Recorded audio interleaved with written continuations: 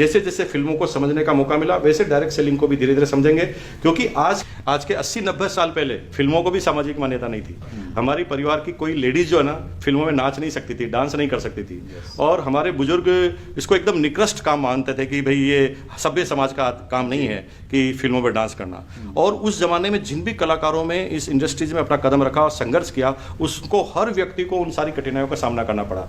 लेकिन धीरे धीरे ये बात लोगों को समझ में आई, और आपने क्या देखा कि धीरे धीरे जिन फिल्मों को चुप कर लोग बाग देखते थे और उन्हीं फिल्मों को आज कैसे देखते हैं। आज हमारा बच्चा, हाय डैडी मैं आज रात को लेट आऊंगा, मैं फिल्म देखने जा रहा हूँ। आज इतनी बड़ी सामाजिक मान्यता उसको मिल गई है।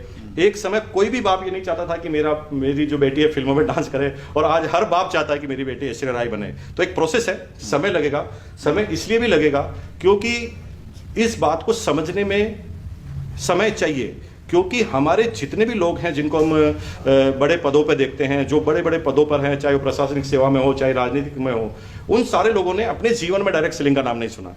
तो अगर उनसे हम आशा रखते हैं कि वो सीधा एक ही बार में समझ जाएंगे, ऐसा नहीं होगा। जैसे जैसे फिल्मों को समझने का मौका मिला वैसे डायरेक्ट सेलिंग को भी धीरे धीरे समझेंगे, क्योंकि आज की तारीख में किसी भी कंट्री के पास हर बेरोजगार व्यक्ति को नौकरी देने का और या इसको इतना बिजनेस के प्रति कैपेबल बनाने का समय नहीं है। आज की तारीख में डायरेक्ट सेलिंग एक ऐसी इंडस्ट्री है जिसमें ईच एंड एवरी आदमी को पूरी अपॉर्चुनिटी है और इंडिपेंडेंट वो बिजनेस कर सकता है। तो थोड़ा समय लगेगा, लेकिन मुझे 100% लगता है कि समय के साथ जैसे फिल्मों की परिस्थितियां बदली है उस तरह डायरेक्ट सेलिंग की बदलेगी। जज भी समझेंगे, पुलिस वाले भी समझेंगे। आने वाले समय में आप देखेंगे कि इस फील्ड का नाम नंबर 1 पर होगा।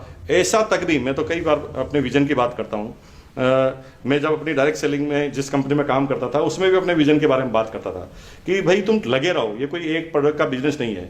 एक दिन ऐसा भी होगा कि तुम आसाम में तुम्हारी डाउनलाइन जो है वो भगवान के सामने बोलेगी ओम जय जगदीश हरे, तो तुम्हारे घर में आएंगे हरे हरे। तो मैं विजन की बात करता हूँ, और मैं विजन की बात करते हुए कहता हूँ आपको कि अभी आपको और हमें लगता है कि भाई डायरेक्ट सेलिंग जो इंडस्ट्रीज ऐसी है। मुझे इसी तरह पता है कि 1,75,000 की कार लेनी थी मुझे, मारुति 800 पहली, तो मुझे लोन नहीं दिया गया। क्यों नहीं दिया गया?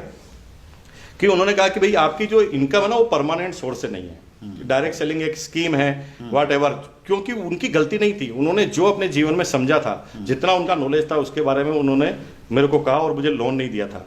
लेकिन आज स्थिति बिल्कुल अलग है। आज मेरे पास बड़ा कारोबार है, सब लोग देखते हैं। लेकिन जैसे मेरे पास है वैसे जब हिंदुस्तान में कई लोग बढ़ेंगे, जब इनकी संख्या बढ़ेगी, तो धीरे धीरे समाज को, लोगों को समझ में आएगा। और वो दिन दूर नहीं है बस साहब, मैं आपको चैलेंज के साथ कह सकता हूँ, वो दिन दूर नहीं है कि आने वाले समय में लड़के को देखने का, जब लड़की वाले लड़के वाले को देखने जाएंगे तो क्राइटेरिया ही बदल जाएगा। अभी क्राइटेरिया है कि आपका लड़का क्या करता है, IAS है, IPS है, कि डॉक्टर है, कि इंजीनियर है, चार्टर्ड है। लेकिन आने वाले समय में एक बाप सिर्फ अपनी लड़की के लिए एक ही चीज ढूंढेगा कि ऐसा कौन सा प्रोफेशन में लड़का काम करता है जिसके पास पैसा भी है, समय भी है, इज्जत भी है, शोहरत भी है, सर्कल भी है, टाइम भी है, खूब सारा पैसा भी है। तो वो डायरेक्ट सेलिंग के अलावा और कोई बिजनेस नहीं हो सकता। क्या बात है सर, ये तो हमारे यंगस्टर्स और जो अभी शादी के बारे में सोच रहे हैं उनके लिए एक बड़ी अपॉर्चुनिटी है। लेकिन कितना टाइम लगेगा सर ये सब आने में? देखिए, ये डिपेंड करता है कि हम कितनी तेज गति से आगे बढ़ते हैं। और जिस तेज गति से हम आगे बढ़ रहे हैं, 20 साल का जो